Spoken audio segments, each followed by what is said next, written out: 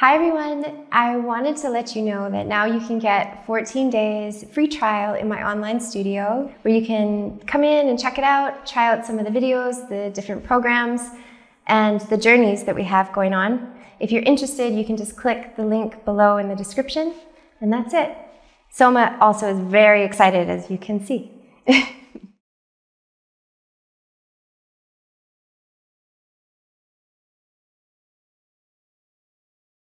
So balancing on one foot is where I'm constantly working on, as it's challenging for me, always rolling to the outer edges of your feet. Any tips for that? I can really relate to that. When I first started practicing, I could not balance either on one foot, and I was always rolling to the outer edges. And I also kind of had a problem with falling. Sometimes, like not even in yoga, just walking, and I was rolling to the outer edge of my foot. So what I want to say here, and then I'll show you something, is about cultivating power in your feet. And I did make some videos on that previously about, and that was in our balance stage of this metamorphosis. And our feet really, like, there's so much power in our feet. So when we start to really open up our feet, build more awareness, learn to spread your toes, learn to like articulate different toes pressing into the floor, learn about the four corners of your feet, then this builds not only stability, but also strength in the musculature of your feet and ankles, and this feeds all the way up to your lower legs, stabilization through the knees, up into your thighs, and of course pelvis, like the whole way up through the body. So I would say, get to know your feet, massage your feet, put your fingers in between your toes, spread your toes. I don't know, when you're hanging out, doing whatever you're doing. Work on flexing your feet.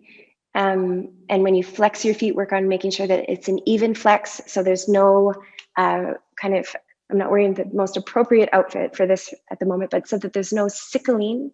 So those lines on the inner edge of the ankle. So when you're flexing your foot, it's smooth on either side. So you're creating stability through the ankle. And when you're standing, just become hyper aware, keeping your practice very simple. So at first, just standing, just lifting one heel, but checking out the alignment of your foot, toes pointing forward. Micro bend in the knee assists with engagement, so you can engage more fully and buoyantly up through your joints.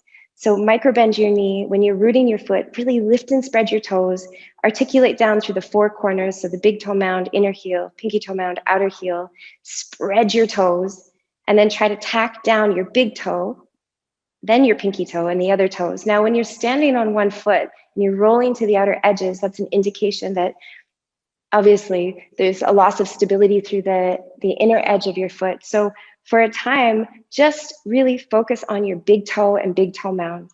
And I think of big toes as like the great anchorers. I don't know if that's a word, but it's like with your big toes, imagine that it's an anchor, they're anchors, and you're literally like throwing them into the earth, like the center of the earth, to like hook on to the core of the earth.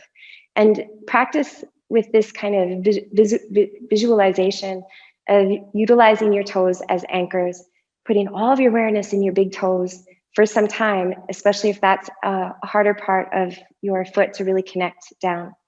I still use this big toe anchor I'm having a hard time saying visualization in my practice, because it's what creates the most stability in many postures, not only balancing postures. So always cultivate this in layers and slowly, and let it be a process, and take away the expectation to just suddenly be able to balance perfectly. Balance is also something that like comes and goes on a daily basis. So give yourself lots of room and space to slowly, progressively learn how to balance.